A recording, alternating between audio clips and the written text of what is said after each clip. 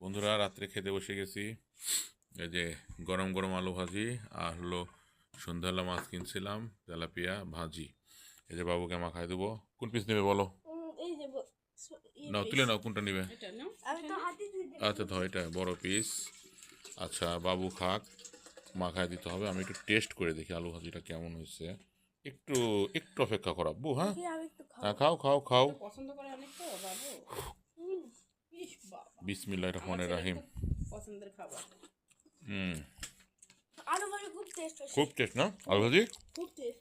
স্বপ্নার তো ভালো লাগে না আলু ভাজি? হ্যাঁ, আমারও পছন্দ, আমাদের তিনজনেরই পছন্দ।